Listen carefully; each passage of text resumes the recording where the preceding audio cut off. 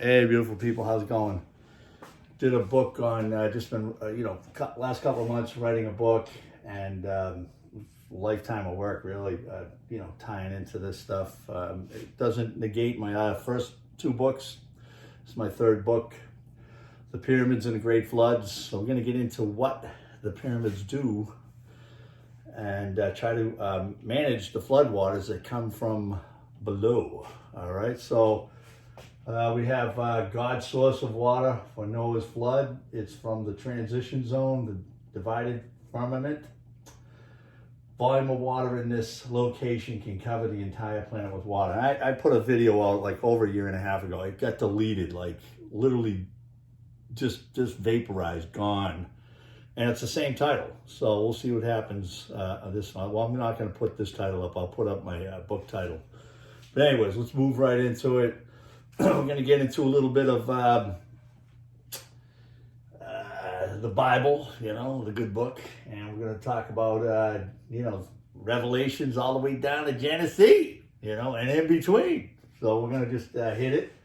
And I'll tell you what, 10 years ago, 20 years ago, if you're talking Bible, I'd be running out of the room like, oh my God, no, I can't take it. But it's a history book, it's loaded. It's, I've come full circle. And, I cherish all the, the ancient texts, the ancient books now. And, hey, sometimes some people grow faster than others, knock on wood. All right, here we go. We got Genesis 1, 7-8. God made the firmament and divided the waters which were under the firmament from the waters which were above the firmament. The firmament, it was so, and God called the firmament heaven. All right. We got a flood. There's evidence across the planet. We got the Grand Canyon. Everybody grew up with the story that, it was the Colorado River carved out the Grand Canyon, right? So geologists were spinning that story for years. Now we've got geologists that are bouncing out of the four corners of the four walls of crazy land, coming out saying, hey, this story doesn't work. The erosion throughout the Grand Canyon is completely against just one little river running it through. The only thing that explains the erosion marks, not only in the Grand Canyon, which I'll get into, but around the planet, is a global flood. So we know there's a global flood. Degreed professionals. I'm not a geologist. I'm just, I tie the big points together to, make my own theories on what the pyramids are doing. But this plays into it. Just give me a little time and we'll walk right into it. But anyway, long story short, the what I concentrate on this particular thing is some of the other different books, different things, but for the most part, God divides the firmament and the floods recede on the sixth day, right? The sixth day created man and women, Adam and Eve, and then the waters recede. So remove heaven, remove, this, that, and the other thing, and stick to the crux of the biscuit where he divides the firmament and the waters begin to sink, right? So where does this water go, Has anybody asked the question, how does it get there? Yeah, well, you've got geologists, geophysicists, theoretical geophysicists that say this water goes down below the crust, the Earth's crust, down below the upper mantle, and there's a place called the transition zone. Okay, so we have a cycle now, right? We have logic. Okay, this water needs to go somewhere. It didn't go in the air. It's not hitting 18,500 miles an hour to get to escape velocity and leave the planet and go to some other place in the universe or the center of the galaxy. It's still here. It's on the planet, and it's a large cycle, and it can usher in ice ages.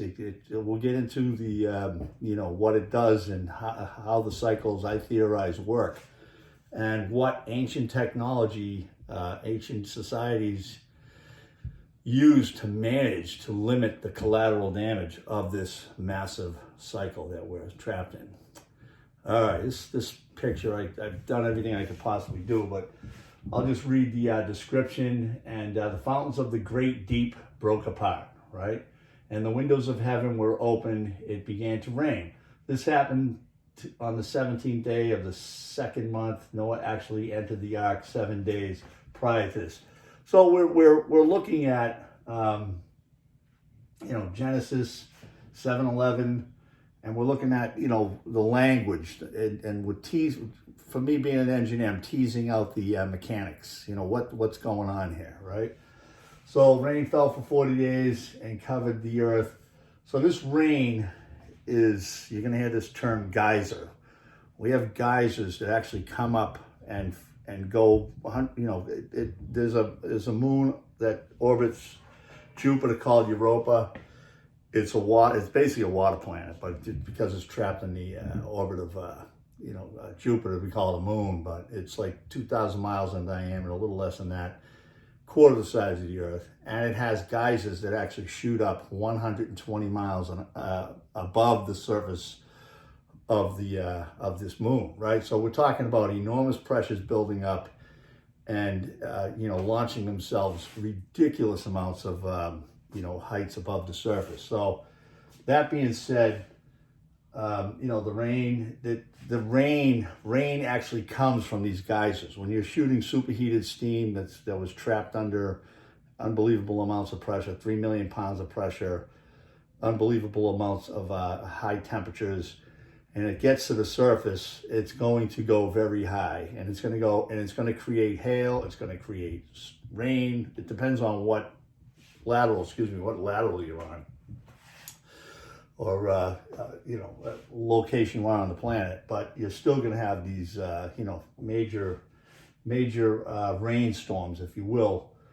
All right, so the water rose to its highest level, covering the whole earth, sometimes between the 40th and 150th day.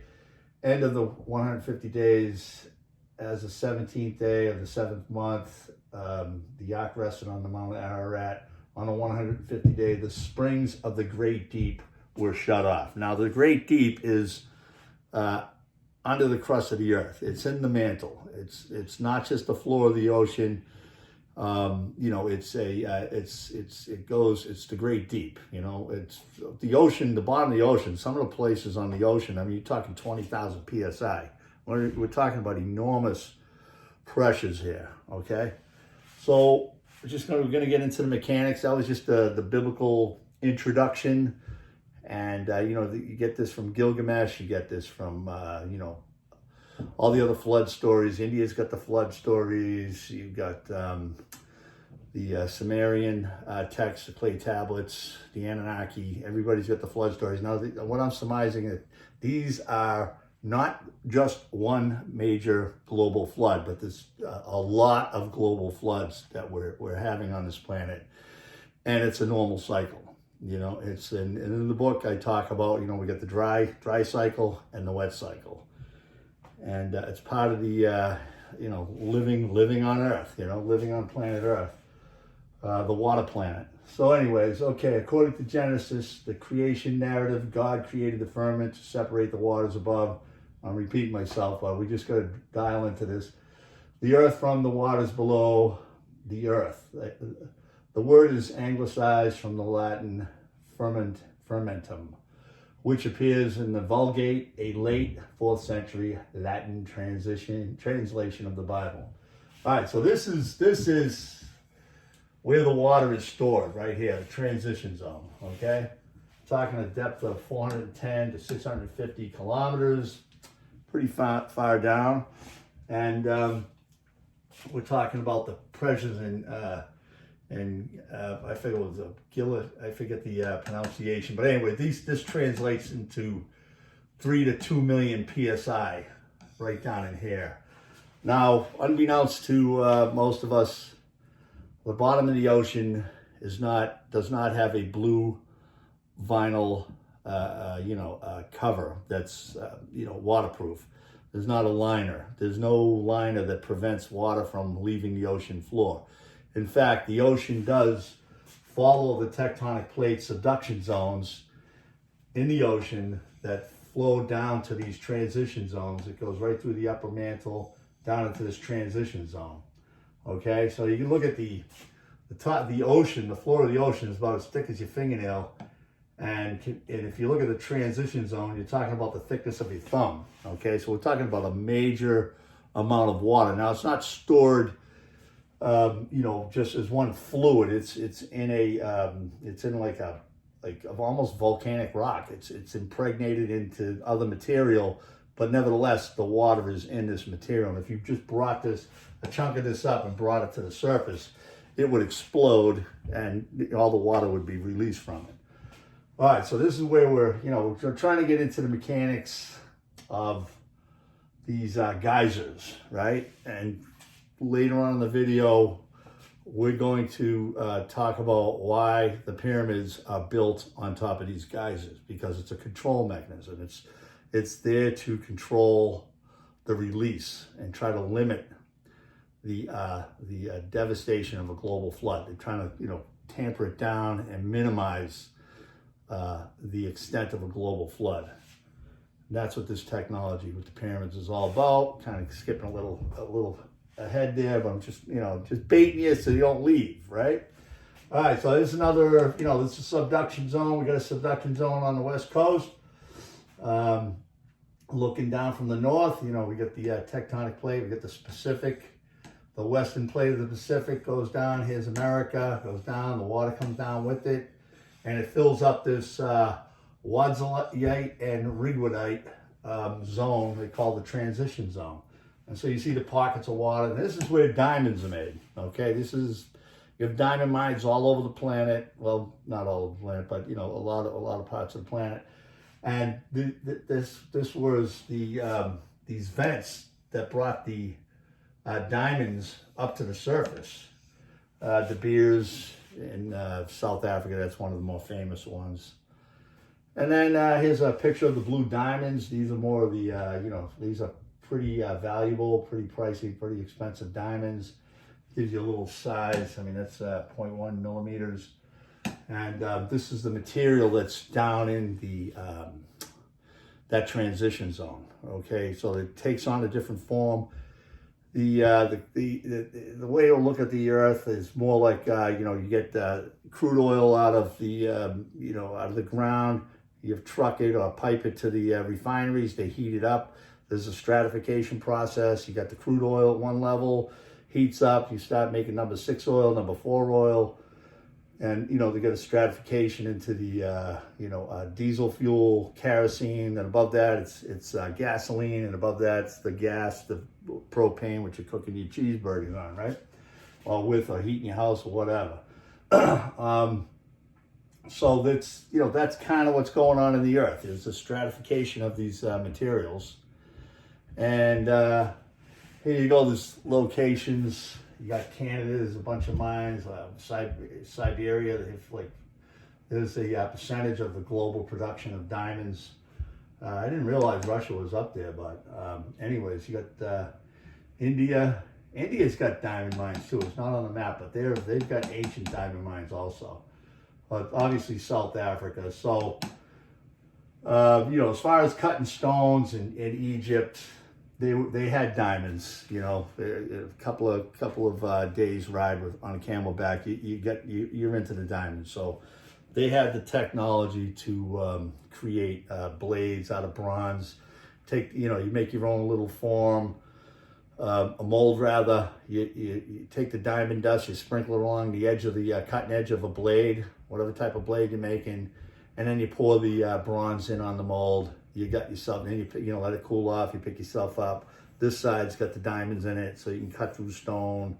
You can do the same with core drilling. You can make your core drill holes with tubes. You pour the diamond dust in first, then you pour the bronze in, and what you have at the end of the cutting blade, you have a diamond impregnated, bronze. So it'll slice right through stone all day long. So, I mean, I don't think that was the case, but I'm just saying that's another possibility if you want to keep it primitive and stick with the the loincloth and the sandals making everything.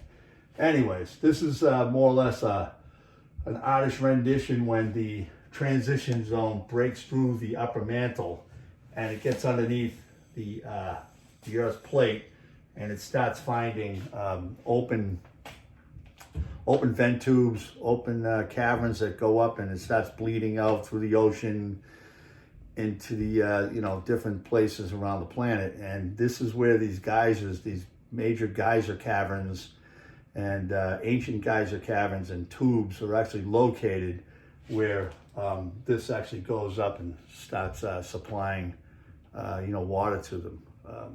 It's not volcanoes. The volcanoes have the magma, so when the volcanoes dry up and this happens, the water's not going to be coming out of the volcano. It's going to be coming out of other ports. It's going to go the least path of resistance.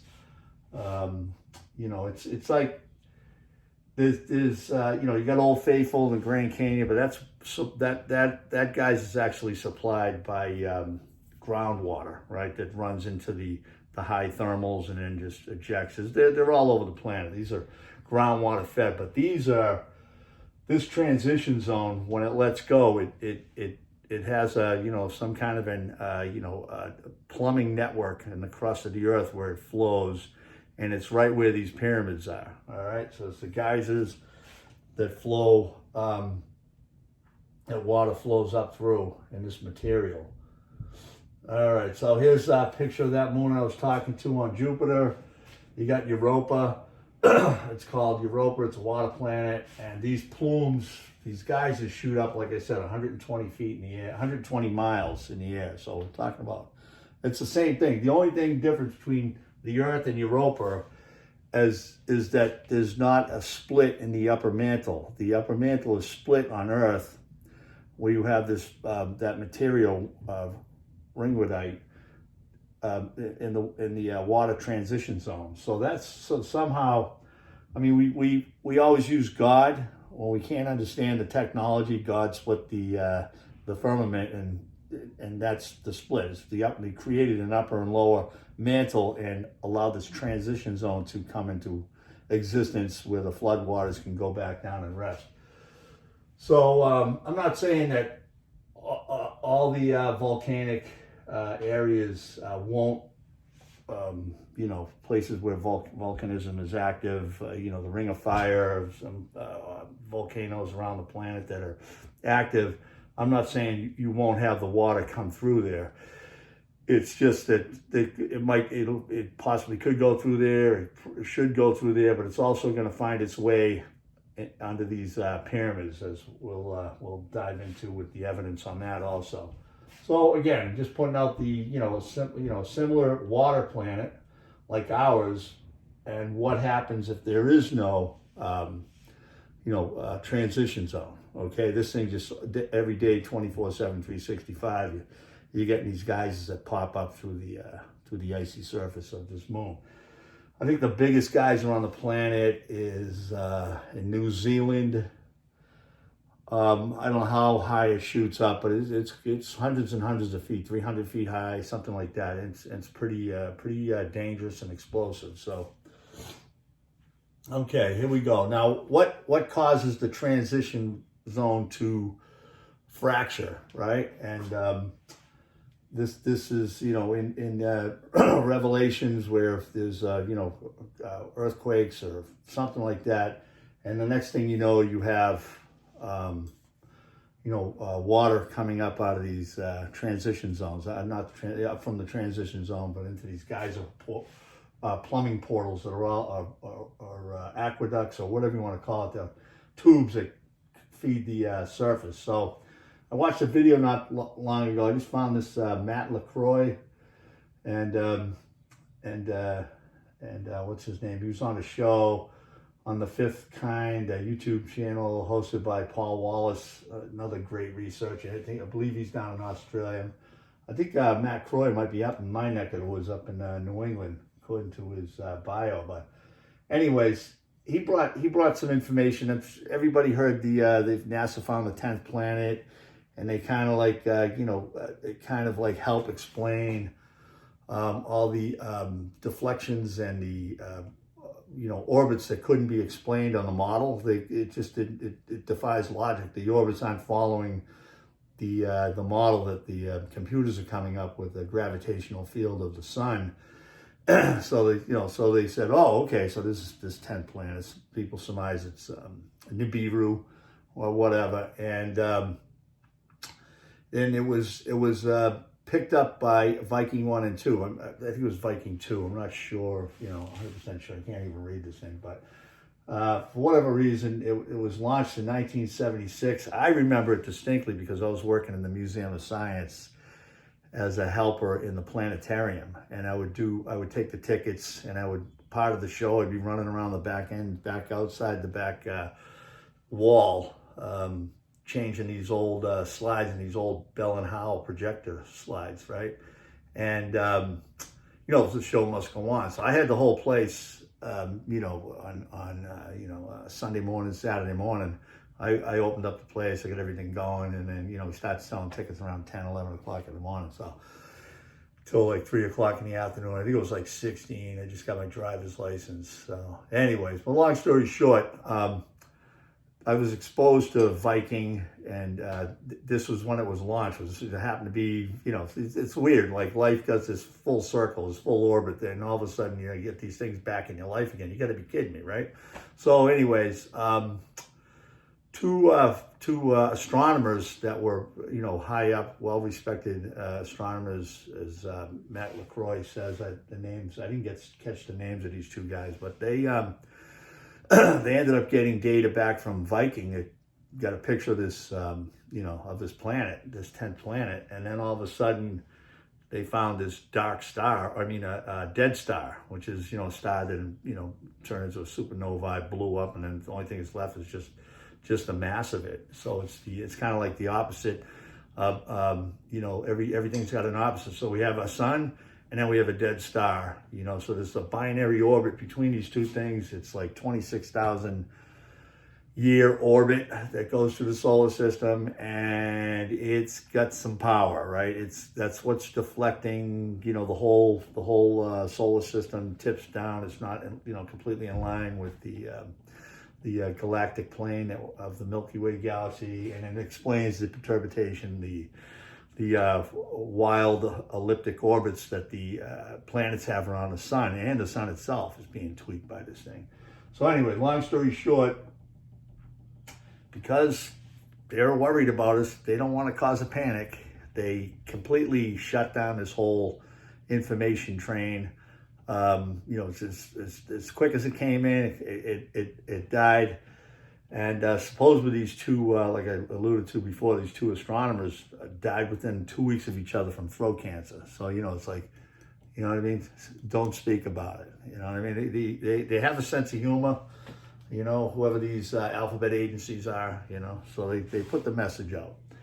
I guess, you got your option. You want the car action, the plane action, or the throat cancer. So they actually don't give you an option. They choose it for you. Maybe they draw straws. Which way should we take them out? But anyways, whole story's gone. You can't find anything about this Death Star. I don't even think you can find anything about the 10th planet anymore. But there's, somewhat of a type of a orbit that this thing does happen, and this is the what causes the fracture of the transition zone. Okay, this causes the transition zone to not be divided anymore. Right, all of a sudden it pops above the upper mantle, bleeds through from every orifice. It could be, volcanoes, subduction zones, ancient aqueducts that go way deep down into the aquifers of the planet, miles and miles down. And that's it. So we got ourselves something that causes this reoccurring flood, global flood. Okay. So now we get some smart people that have been on the planet for the last 500 million years or so. Michael Cremo, you can check out his work, Forbidden Archaeology. And, there was a society that tried to manage this flood on the planet, because it's manageable if you can, build things on top of these geyser holes, right? So you can hold it down, suppress the pressure down over a period of time, and it will subside as this dead star. We call it the Death Star. Whatever we want to call it. The dead star goes by. You go through the the perigee and the apogee, and it's out. See you later. So I mean, it's the same cycle as precession. You know, the Yuga clocks. I mean, it's these things all tie in pretty close, and get the Mayan clock. So the calendar actually. So all right. So we're gonna hit Giza. Giza seems to be on that straight. Excuse me, that straight line coming up from Lake Victoria, right out of Africa. I mean, that's what supplies the Nile. 10,000 feet higher than the Nile is, and it just goes down as it goes, through all the countries, all the way down to the Mediterranean. So, anyways, we have every one of these pyramids, okay, has a geyser hole underneath it, right? Now, none of them. Ironically, if you go into these pyramids, there's always that place, that dank, dark, nasty place that's filled with just rubble and debris and crap and dust and everything else that hasn't been really excavated, because they've gone down, but there's no end to it, you know. But this is the remnants of a live geyser hole, okay, underneath these pyramids. So the one that they did excavate, they went down 37 feet, was in GP1, Great Pyramid of Giza, Cheops, and what do you call it? Khufu's pyramid. And this is right here. It goes down 37 feet, and there was no end in sight. They'd have been going 3,700 feet. They'd be going 37 miles. It's still going down. And with the ground penetrating radar equipment that they have up in space with the satellites, they've located some kind of a large cavern way down, miles down below, in the on the Giza plateau, and probably on the other Saqqara and Abusir also. But so anyways, I'm just focusing on this place. So what it is these things are on a manifold, like GP1 and 2 and 3. They're sitting on 3 geyser holes that come up, and they're managing the discharge of this water. And we're going to get into how you manage this thing to limit the catastrophic collateral damage that these global floods have, and what this ancient technology was actually trying to do to prevent the horrors that are coming our way, okay? All right, so here's a more or less a quick diagram of the flow process of a pyramid that's sitting on a geyser, right? So you have down here on the bottom, you have the subterranean chamber. This is where they dug down 37 feet, and there was just no end in sight. They just stopped. It's a tight space down there. But if you go down this place, it is severely water erosion. We're talking about high volume, high temperature, high pressure erosion in this whole area. It probably was set up with baffles, and they found like a large stone. It was an Ancient Architecture Channel. That guy does some great work. Kudos to him. And history and granite, red granite, I think, is another video that does a lot of good work on pyramids. But anyways, this particular place was, like I said, 37 feet down. And then you got all these chambers and baffles, which is probably what they were trying to do. Is, they're taking something that's shooting straight up, and they're putting it out at like a 40 or 50 degree,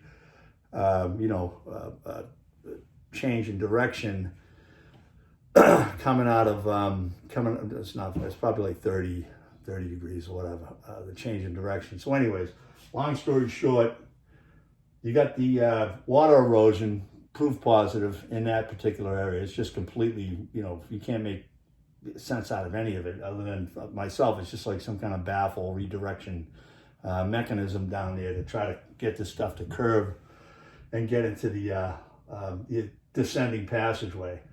It's so it's actually so the water comes out, and it also hits comes up here into the what do you call it, the well shaft. In a little pocket there in the well shaft, another cavity. And but for the most part, this stuff's coming out of the ground. You might be looking at things in the order of 10 to 20,000 psi when it's at some points when it starts going. It's an enormous amount of pressure, And that's why you need a 6 million ton pyramid to stop it from, coming out, getting out of control, right? Just to manage this thing. So the idea is they want to capture these geysers. They don't want to generate electricity and charge up a cell phone. They want to keep it from going straight up in the atmosphere, because if it goes straight up in the atmosphere, like it's doing on Europa, it's coming down in the order of 150-pound boulders of hail. You're going to be dropping down all over the area. Plus, you're going to seriously affect the overall weather patterns around the planet. You know what I mean? You talk about superheated steam coming out at 1 million pounds an hour, a million pounds a minute, and just going straight up into the atmosphere, covering the whole Earth, and driving you into an ice age. Not to mention, you're going into a major flood condition. So we're talking about wiping out 99% of the population of everything living on the planet, on the land anyway. So long story short, this thing does a beeline for a check valve, right? At the end of the descending passageway, there is a check valve. There are stone check valves. They're 5-ton stone check valves. They open from pressure from the inside. They push open, right? And then they blow the water out towards the Nile. The Nile, these things are all pointed north on GP 1, 2, and 3. And the Nile actually happens to take a hard left. It's on the east side of the pyramids, but it goes up a mile or two and takes a hard left going west. And then once it passes all 3 pyramids, it does another hard right going north, okay? And there's causeways, underground radar, satellite imagery is showing ancient causeways. They just found a tunnel. They theorize it's Cleopatra's tomb, but it's not. I think it's connected to the this water flow that would come out of these pyramids during the big cataclysm. All right, so long story short, that's the explanation of the descending passageway. The explanation of the well shaft is when you're talking about steam, talking about pressure, air, gases, that goes up into the Grand Gallery, the Queen's Chamber, and the King's Chamber. Now these chambers are just like your plumbing on your washing machine. You have these vertical tubes like this. They're tied right into the water supply. And because you have snap shut valves, solenoid valves in your washing machine, they close real fast and they'll cause a water hammering. But if you put these vertical tubes in there, and when you put them in, they have air in them, and the air doesn't go away, right? So every time you get this enormous spike in pressure, you'll have the water just go up into and pressurize the pressure that's already in the tube, and it acts like a air cushion chamber. So the equipment they have now, you got these big steel vessels. They're probably running about 14, 15 psi. There's a bladder in them.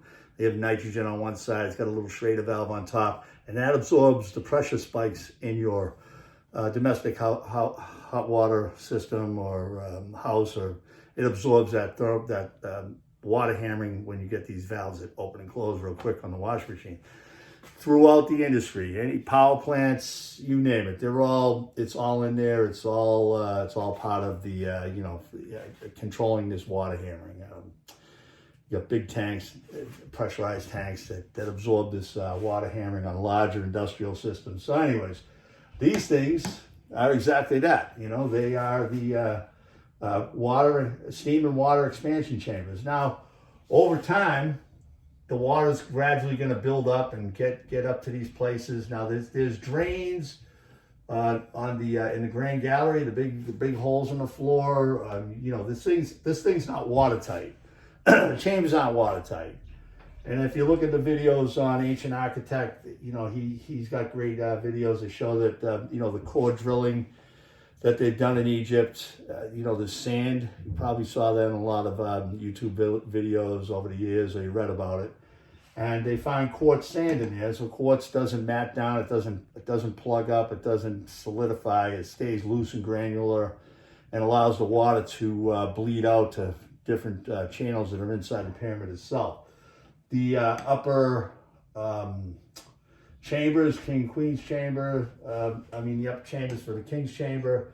You have, it's going to bleed water out, and then, it's just going to end up going down, finding its way outside the pyramid one way or another. But again, it's all there to absorb this enormous amount of pressure, and it's cyclic. It's up and down. It's up and down. It's not just staying up at 20,000 psi and may drop and then come back up again. You know what I mean? It's all part of the ebb and flow of this major cataclysm that's going on under the crust, right? The rupturing of the transition zone. So we have, so it's a process. Now, the vents are relief valves, right? Those blocks that are in the wall that are, more or less, they were, what do you call it? They were recessed into the blocks. They drilled out the back of the block, and then they, attached the shaft, and the shafts go outside the pyramid, right? But they left the 5 inches of granite in there. And we'll get into, hopefully we'll get into that picture a little bit better. This is real bad. This is too bright to even see, but, well, maybe you can see it. I don't know if I block the, block it a little bit. But anyways, this is the check valve right here. This is the check valve. This is the descending passageway. It knocks it open, and all the water flies out. Yeah, this is horrendous, man. This camera doesn't do a good job toning down the brightness. But anyways, these are the shafts. These are the girdle blocks. These girdle blocks are on the ascending passageway, and they act like a radiator hose clamp that's in the. Let me see if I can block it and get the. I can't do anything there. All right. So, anyways, I still think you can still see it. But anyhow, these act like a radiator hose clamp on your hose, your radiator hose. They stop it from blowing out, right? It crushes it down. So these are 8, 10, 20 ton blocks, 10 feet by 10 feet, 2 feet thick, and they actually cut out a square hole, and they build the passageway right through it, okay? It just goes right through this, and it stops these ascending passageway from blowing out from a high pressure. Now, the further you go to the outside of the pyramid, the more these blocks are located. There's like 32 of them or 16 of them as you're going out towards the edge of the pyramid. You don't need them further up as you go into the Grand Gallery, because you have the pyramid built on top of these things, crushing down on the ascending passageway, preventing the bulging, okay? So, long story short, that's what this is. Now, hats off to the water guys. I never really bought into it. It was more of a, gravity, which my theory still holds water, but a lot of the, water pump guys, and there was another group of guys that were working on some kind of it's almost the same technology as air conditioning, condensing, or something like that. But they knew the pyramid was built to withstand high pressures, internal high pressure, right? So, Christopher Dunn did some work on that too with his work, and so they knew this thing was designed to deal with some very high pressures internally. So, anyways, let's see if we can't get a better TV screen up here. Okay, so we have there's a recessed shaft right here. Let me see if I can't get this toned down a little bit.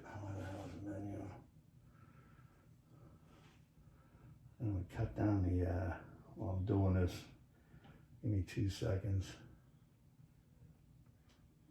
I don't know,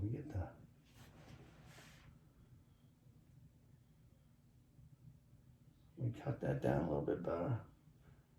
All right, there we go. All right, it's always the contrast. Get rid of the contrast, son. How do you exit? Okay.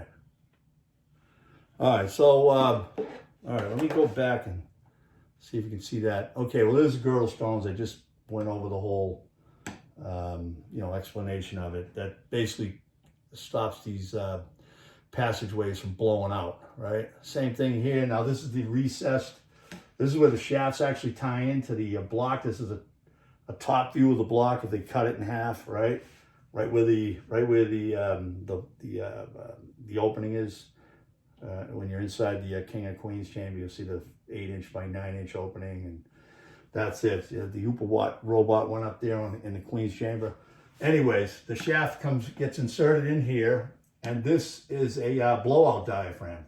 This 5 inches, has a destructive tensile strength. So it might be in the order of like 20 or 30 20,000 psi or 10,000 psi before it blows out up the shaft. So what it is this technology is used today. They call them diaphragms, right? They blow off diaphragms. They're used in vacuum chambers or pressure chambers, and they're more reliable than a relief valve or a vacuum breaker because spring loaded mechanical. And these things just blow out. Like today, they'll be made out of metal or some other material, and they're set up for destructive strength, whatever the maximum allowable working pressure is on these vessels. They'll set the diaphragm to break once it reaches once it goes over the maximum allowable working pressure. So it'll blow out. Okay.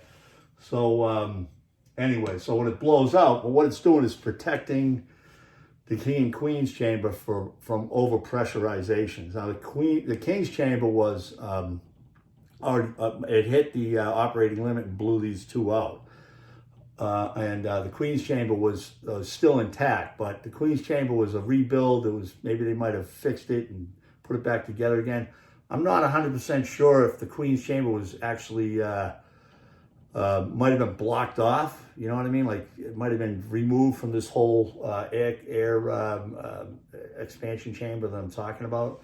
I'll have to look into that. But anyway, that's another topic. So 5-inch stone blowout diaphragms made out of solid blocks of stone. So I haven't done the math yet, but I could figure out the maximum allowable working pressure if I can get the destructive force, when this thing breaks apart, when pressure breaks apart a 5-inch piece of granite.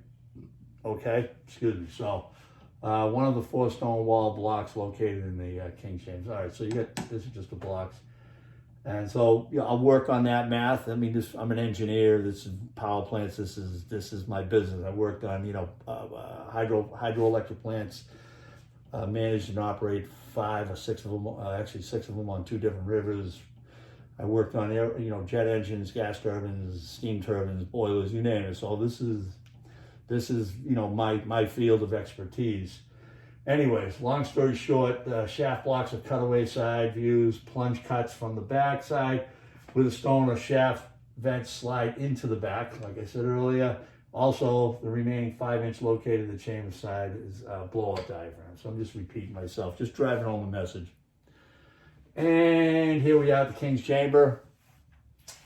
We got the Davison, the chambers above, the relieving chambers. Actually, ironically, they are relieving chambers, but not in the sense of relieving the weight from above. They're relieving pressure that's bleeding through and draining off out of the King's chamber, the water, gas, air, steam, what have you. So you got the Davison chamber. He was the first one to get in there, the Wellington, the Nelson, then the 80 Arbuthnot chamber, and then the Campbell chamber up top. Anyways, you can see, there's a tunnel right there I think it's the big step when you come up out of the Grand Gallery. There's a tunnel up above.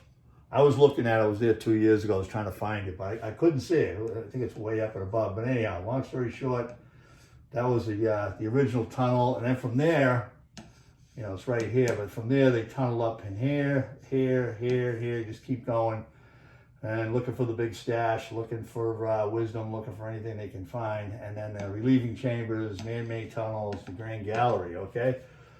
What's of primary importance here is that, time is of the essence. We don't know when these geysers are going to come back, okay?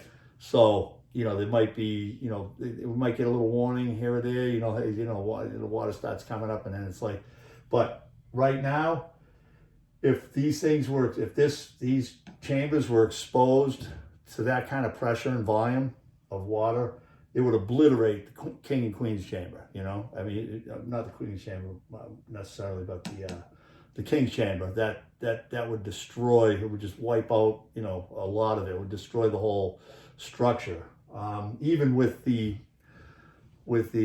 door open from Alma Moon's passageway, which is up to, you know, speculation also, but who put that there, who made it. But anyway, long story short, we're in danger. Like, there's big danger. These things were set up to suppress and hold back the pressure. And the state of the global pyramids, they're all open. Even the Pyramid of the Sun actually has a vent tube on the bottom, on the grade level, underneath the 250 or 80 feet or whatever it is. You go down the bottom, there's actually a vent tube in the bottom of this thing. So there's proof positive that these things are built over these geysers to prevent this water from going directly into the atmosphere and driving in an ice age overnight. So anyways, long story short, you know, we got work to do. We got to put these things back together. Now we have a reason, right? Here we go. This is the what do you call it? Giza plateau, but it's too dark for anybody to see right now. Let's see if I can't get in here again and get the contrast up a little bit. As you want to see what I'm driving on. This is a huge discovery here that more or less, you know, explains why these pyramids are in the Orion configuration, right? It's like, you know, I hate to, you know, I'm not saying it's not part of the star system. It absolutely could be, but the functionality of the hydro plumbing functionality or the water geyser control system, all the doors are located north. All the check valves that I showed you, they all open up and go north, right? And like I said earlier in the previous slide, the Nile River goes up and cuts right across all three of them and then goes north again to the Mediterranean Sea. So when these things blow, okay, they don't hit the back of the pyramids. You know, GP3 does not hit GP2, GP2 does not hit GP1 when it discharges. Now, obviously this one, this valve, this thing is going to open up first. Just say it's 10,000 PSI when that check valve opens. This is 20,000 PSI when GP2 opens. This is 30,000 PSI when GP3 opens. And I'm just throwing those numbers out just as a, you know, just as a reference to, you know, just understand these things. They are relief valves. They are water control relief valves. They're trying to stuff this explosion, and maybe the waters will go into the ocean and different places. They'll vent out into the, you know, the ocean, you know, the Atlantic or the Indian Ocean or the you know, what do you call it, the Mediterranean or the Red Sea or whatever, and prevent it from going straight up into the sky and causing major, you know, global cataclysms. I'm talking about ice ages here, right? I mean, you just block out the sun, clouds are like 50 miles thick. You see you later, right? It's going to be a cold night. Not to mention the water's coming, right? There's nothing worse than water, snow, and you just can't stay dry. Water's the worst. You can survive everything, but dealing with water, it is a bitch. All right, again, this is why you have these particular this alignment. It's just a functionality. It's on a cavern. It's a part of a manifold. Whether the holes were drilled down or it's natural, I'm not 100% sure, but they've got the technology. Obviously, if they can make these things, they can dig holes, right? They can burrow down miles into the down into that cavern and set these things up. So again, these are the water lines that go up to the Nile. Now they just discovered at Cleopatra's temple. And they found a tunnel that was going north up to the Red Sea. I don't know how many miles long it is, but I'm willing to bet that it was part of the aqueducts that tied into this water supply to get the water up to the ocean and keep it away from Cairo and all the other temples, right? All right. Okay, here we go. We got to go knock the contrast down again. Give me patience. Lord, give me patience. You think these cameras could, cut back on the contrast on their own, right? All right, here we go. It's an artist rendition of the pyramid sitting over a geyser, right? So you got the geyser, you got upper mantle. Once the transition zone is fractured, it pops up above the upper mantle.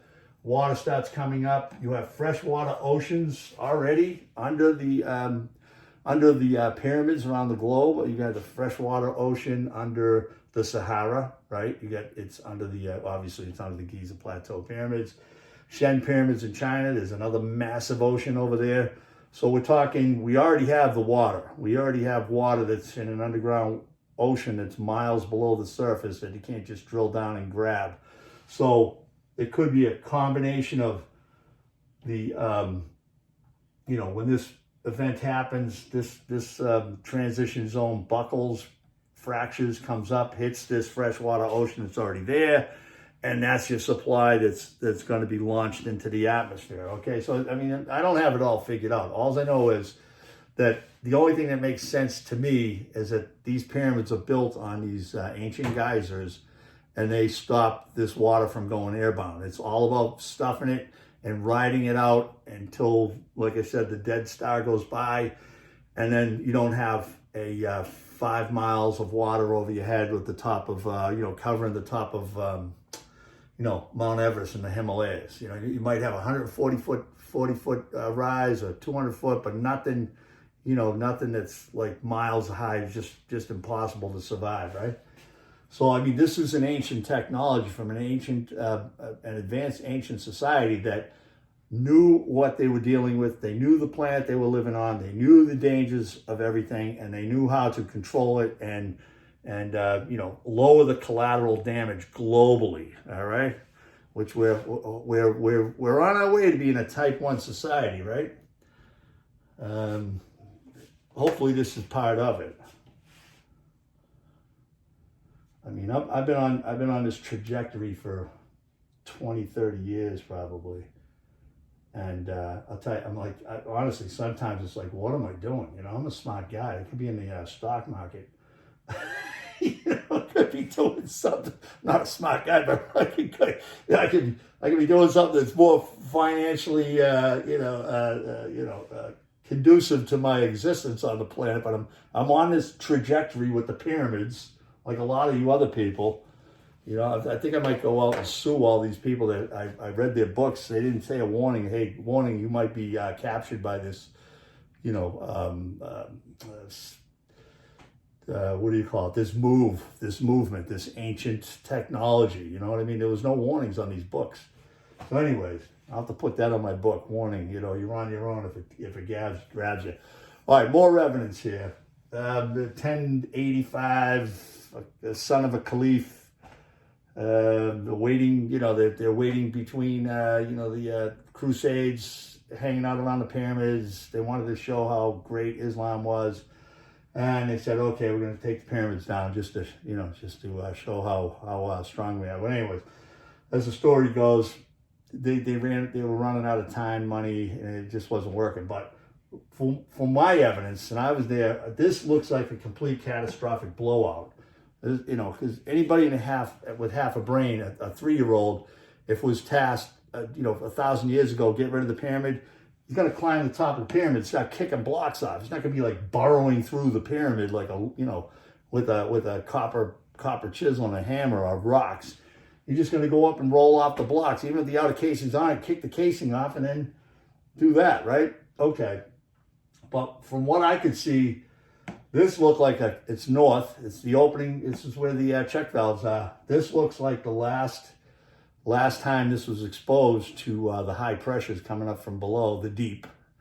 It blew this whole thing out. This got blown out. This is an actual failure of the door. Maybe it didn't open. It broke. The pressure built up. It was too fast and popped it out. but then GP2 and 3, GP2 and 1 kick in, and they manage to, deal with the overpressurization and, blow the water up north to the Nile. Just an observation that I have. I got a lot of observations. But anyways, this is the Ziggurats structure, Western Africa. These things, not this size, this is enormous, but there's a couple other videos I saw, and I've read a couple of books, go figure, right? That there are these, they're not magma displacement holes, they're not impact craters. They look more and more like, geyser holes. They came up, they just blew the water out, and then they fall back in on themselves. So, long story short, that's on the western end of the water that's in the Sahara, under the Sahara Desert. Sorry, the brain's going off. I'm yammering away for 55 minutes. I'm almost done. So, I mean, this is, on the opposite end of the Giza plateau, latitude-wise, So, this could be part of, the overpressurization. We don't want this blowing, but we don't want to just have this stuff blow out where the Giza plateau is, too. So, we're trying to, dance between these high-pressure situations when the water does want to get relieved from the transition zone. It's just kind of like a little idea of the water erosion around the pyramid. So that kind of explains the water erosion. If you're dealing with geysers, there's your water erosion right there. This stuff's coming out all over the place. The pyramids leak like a sieve. They come out all over. It comes out all over the place. But the large volume, they want to direct it, keep it from going airbound. Straight up, put it down. It's like you see these big dams when they open up the floodgates. See these enormous water just flying out, hundreds and hundreds of feet before it even comes down to the river. Same type of idea. We're talking about, the volume of the water flowing over Niagara Falls coming out of these holes in an hour instead of a day. Okay, I got the Ziggurat. Now, 3rd century Greek Bible, instead of using the ark, they were using the word pyramid, right? So it could be, and maybe both. I'm just throwing this out as just, why would they be using this word pyramid instead of ark? We know the difference, okay? Or boat. They could have just said boat, right? It could have been Noah was tasked with building a ziggurat in Ur. I think this is what do you call it? Ziggurat of Ur, and this was I forget the guy that found this way back when, but anyways, long story short, he could have been tasked to build a ziggurat over a geyser vent that's in the Euphrates Valley, Ur. So I checked the dimensions. You look at the dimensions of what the ark was built at. It's a rectangular structure, the height, the whole 9 yards. So it's not exactly the same measurements as the ziggurat, but it's got the same type of rectangular shape. So it could have been build the pyramid, a ziggurat over this vent hole in this location. Even though the flood's coming, it'll like stop the decimation of that local area. It'll prevent it from being completely wiped out or bombarded, like I said, with this 150 pounds of, hail coming down on your head, which is also in the Bible. I forget what part, but anyways, a little humor here from me. There's the ark in the background, the birds going out trying to find, or I don't think, that's what it looks like. That's the beginning, all the people are drowning. And this one guy's saying, we should have read the book, Pyramids and the Great Floods by John Shaughnessy. All right. Okay, now going back to geologists, the geologists there that have abandoned the idea that the Colorado River carved the Grand Canyon.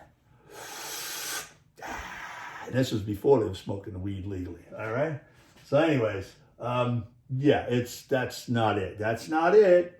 Well, then, how did these patterns of erosion happen? The only thing, and these videos are on YouTube right now. They're amazing videos. So go ahead and check them out. Just keyword, global floods, and this guy, I forget his name right now, but anyways, but he's got like a series of five videos. I think it's the fourth video he made.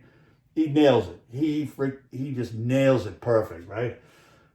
He shows that, the way the geologists, universities have been teaching, none of it explains the erosion patterns, the vertical patterns, the horizontal patterns, diagonal patterns, missing like millions and billions of years of geological evidence. The only thing that explains it is a global flood. We're talking, hundreds or a mile of water over the top of these places. Now, I'm taking it a step further.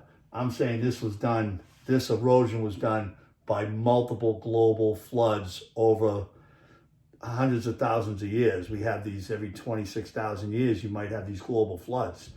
And that explains the amount of erosion. Now, the erosion is like you got massive runoffs across the continents. We're talking the whole continents, after God divides the and basically opens up these caverns, or the subduction zone opens up and allows this water to flow down like 1 million gallons an hour or 1 million gallons a minute.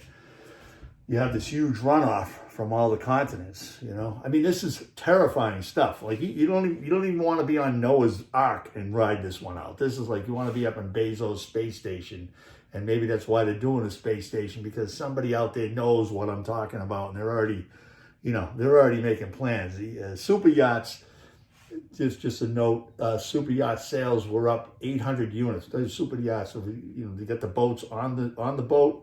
They got helicopter pads. These things are like 500-600 feet long, 50 feet high off the surface of the water. So it's like, who knows, right? I mean, Hollywood's taking a lot of stabs at the big floods. People driving, hopping on ships and things of that nature. So, I mean, a lot of this ties in. You get Japanese, ancient society, their beginnings describe a submarine coming to land and a woman getting out and teaching them the science, like Viracocha. They got their own. Viracocha was a woman, and she taught the 5 or 6 disciplines of science: the arts, math, growing food, things of that nature. So, anyways, getting back to this, kind of getting off topic. This was done by multiple global floods, tens of thousands of years apart from each other. Okay. And this is all over the planet. This is in Australia. This is in, Asia, Europe, South Central America. It's not just specific to America. Although most of us Americans don't think the world exists beyond the continental shelf. But just kidding. Being facetious. I'm an American. I can say that. Anyways. We were kicked out of every decent country in Europe. That's why we ended up here. All right. Or it might have been a slave trade. More like the slave trade.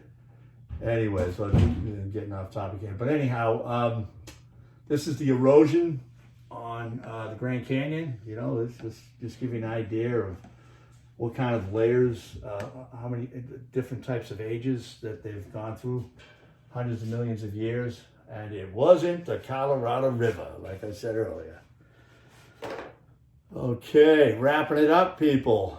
Pyramid Gravity Force, that was my first book. There is something about the moon on Lulu Books, and Pyramids and the Great Flood on Amazon right now. I hit the bestseller, #1 seller on education and research, it just pops. But hey, I'll take what I can get, right? I mean, it's not too bad. I'm giving it away. I'm not taking any money of this off this book. It's just Amazon and the printers that are splitting it up right now. So it's like $4.34. Anything, it's cheapest fire starter that you can buy. Okay, all right. With any questions, hit me up with any suggestions, questions. Share this video, get it out there. Comment about it if you can. I know a lot of you guys have been following my work for a decade or more, and appreciate the feedback and the support over the years. So, anyways, this is terrifying stuff.